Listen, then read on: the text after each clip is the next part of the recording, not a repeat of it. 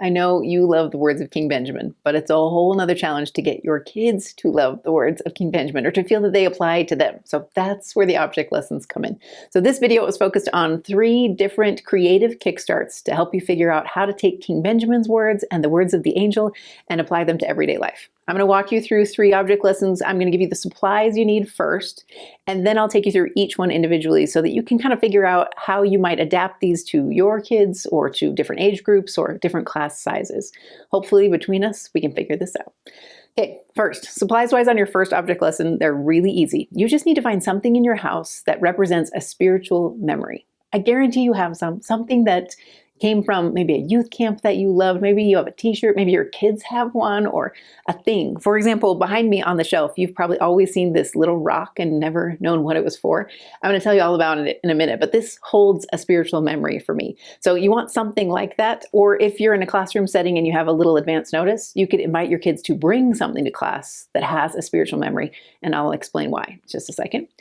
Second one, this one you just need a printable and some skewers because you're going to make King Benjamin's tower. I gave you this to you in the printable in 2 different versions. It's an expanding tower. It prints on 2 pieces of paper and it expands tall. There's this personal size version, and then there's a gigantic size version that you're going to use to play a really cool game. This printable is designed to help you teach the character of King Benjamin and help your kids understand why people trusted him so much. Hopefully that means we can emulate some of his characteristics as well. So you just need skewers like the regular bamboo skewers you get anywhere, the printable, and then if you can, a piece of cardboard, even like the back of a cereal box, something like that. It doesn't have to be super thick. That will help you create the structure. So I'll walk you through that. If you want to play the game, especially on the jumbo size version, you also want some spare change. So go dig in your couch or pull through your junk drawer and you'll have everything you need. Okay, third one. This is another game, actually. This one is to teach that incredible verse all about putting off the natural man, why we need to yield to the enticings of the Holy Spirit. And I'm hoping this game will help you do it. This one has no supplies other than the printable itself. The one I made for you this year, it looks like this, and you can create tiles all around your table, or you could put them on the floor and jump from one to the other. If that's too much or you don't have that much space, I also give you a version that's more personal size, so you can play the whole game on one mat, and it's really easy to print and set up. So you need the printable and then something to represent your game piece. We used a jar of honey, but you could use a shoe, you could use almost anything. Grab something, get a game piece in motion, and you'll have everything you need. Okay, gather those supplies and then come back and let's get started.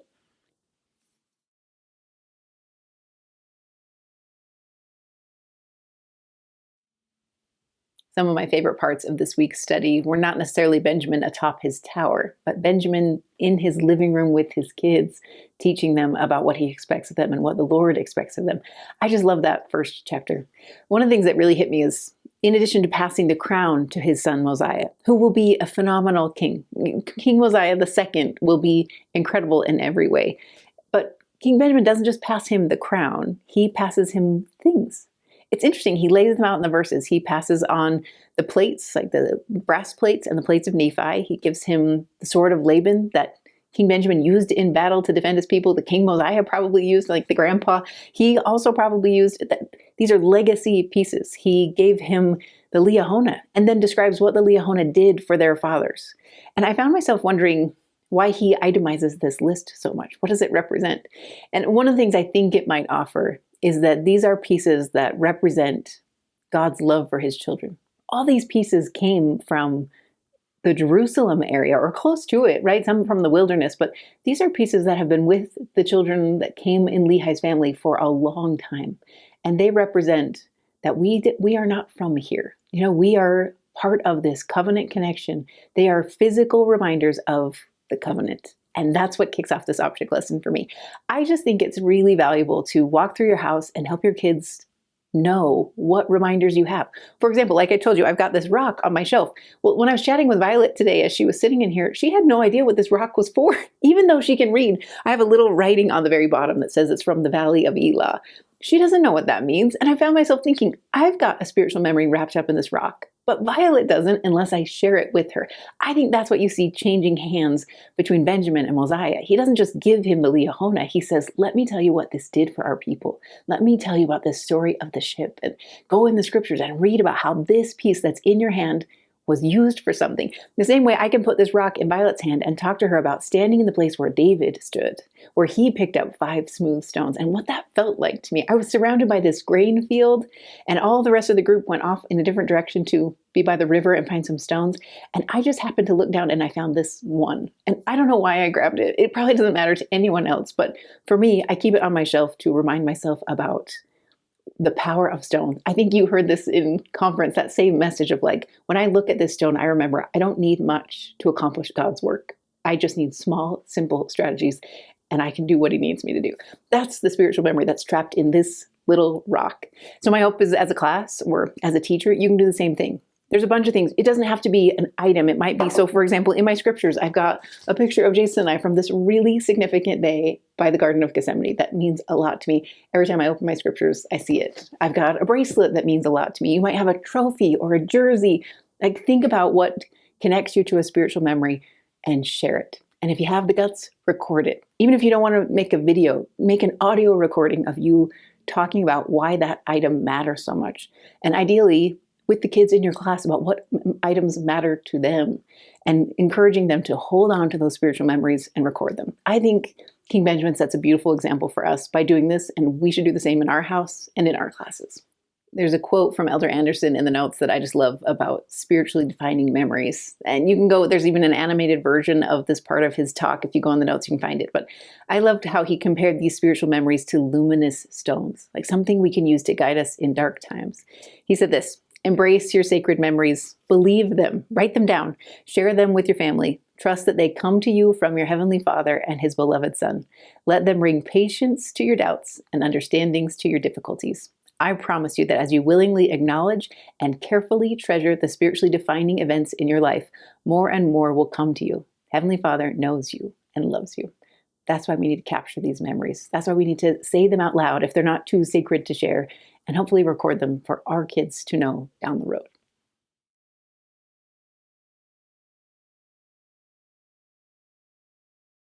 King Benjamin is just incredible. I just think he lived such a remarkable life. And I love this moment where we get to see him on the tower. But one of the things that really impressed me about King Benjamin is that when he asked for the people to come, they all come. I don't know how quickly this happens. It sounds like within a verse or two. So like the next day or really quickly after, they build a tower and everybody comes.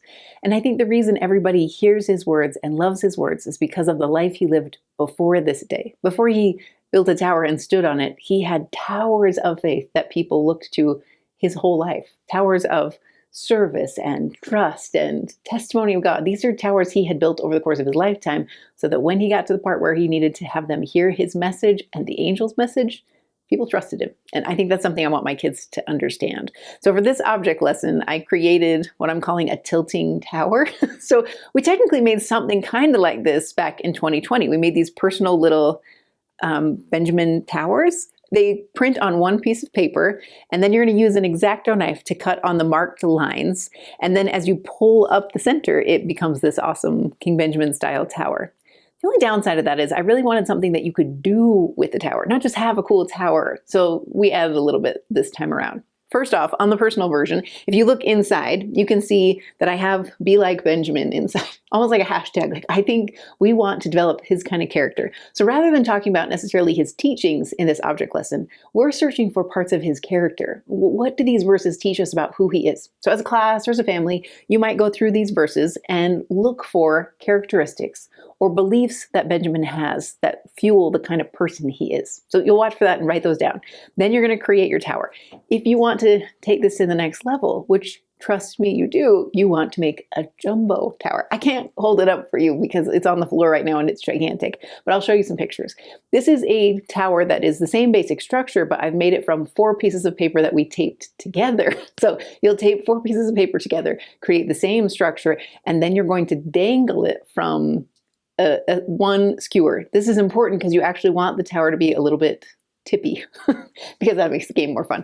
It's kind of a Jenga style game. You're going to give your kids a bunch of loose change, and then you're going to ask them questions about King Benjamin. Or you could, do this in any number of ways. But as your kids answer questions, they get to place a coin at the top of the tower. The goal is obviously not to make the tower tip over, but that tower is dangling on one skinny bamboo skewer.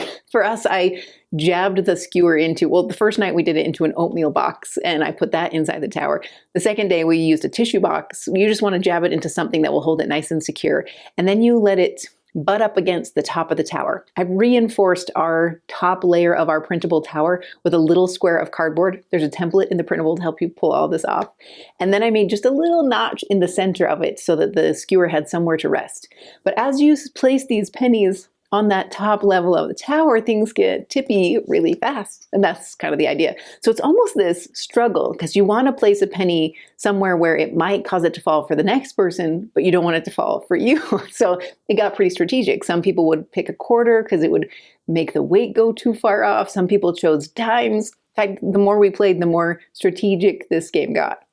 The goal, of course, is simply to be the person who doesn't make the tower fall. In our case, if you were able to be one of the safe ones who didn't make the tower fall, then you got to add something to the grocery list this week. So Violet, because she won one, got to choose to add Fresca to the grocery list this week, and Jack got to add ice cream. That's the kind of incentives we offer around here. But the goal here is that you can just go through these characteristics of King Benjamin, learn more about him, hope to be like him, and then play the game so that you can reinforce everything you just learned. The game is just one more layer of learning that will incentivize your kids to study and know this incredible leader. I hope it helps.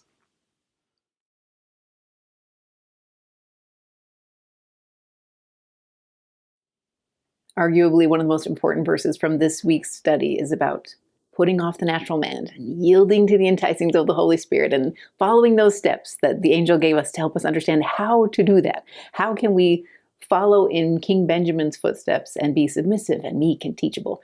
And I think you can teach all of that with a really simple game. This is a game that trust me, I have tested thoroughly. It's one I've used at field day in a big version. I've used it with teenagers at various parties and classroom events. Trust me, this game works every single time. And if your kids love Roblox or Minecraft or any of those games, they'll love this one even more because I made it all 8-bit and pixely. So it's really simple. You're just trying to advance from one end of the game board to the other. I give you a couple different size options. So if you want to play a personal version and make this really fast and easy, you just want to print out this one pager. I've got it in color and black and white. And you're just trying to get your kids to figure out the path. You're not going to tell them the path in advance, but you know it in advance because you've got this other page. So the other piece of the printable has the answer key, and I've made various levels of answers. So one that includes just 5 jumps, one that's 7, one that's 9, one that's 11. I also give you a page that has a blank one so that you could create your own maps. But the idea is really simple. Your kids are trying to figure out the one way to get to the top of the board. And there is a very specific way to get there for each game, each round. And that is a way you can tie in the words that King Benjamin taught us about how there is this one path to salvation. The way Jesus Christ offered is very specific. His path is specific and narrow and straight, and we need to follow it.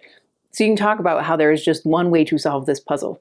Then you're going to talk about how they solve this puzzle. This, for me, is how you tie in that verse about the natural man. Because in order to figure this out, your kids need some trial and error. First off, they have to just try.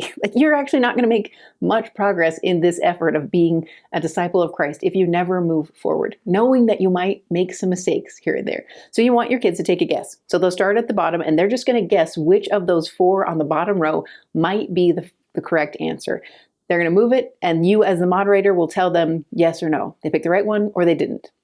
The person who goes second now can learn from that person's experience and advance it. So if Violet saw that Sam picked the heart, for example, and the right answer was to jump on the chest first, she might guess one of the other 3 options. She still might not get it right, but she knows now she's eliminated 2 of that bottom row, and now the third person can go and they have an even better advantage. So as we watch each other, we learn. We slowly figure out the path. We have to remember it, and we have to act, and we have to try.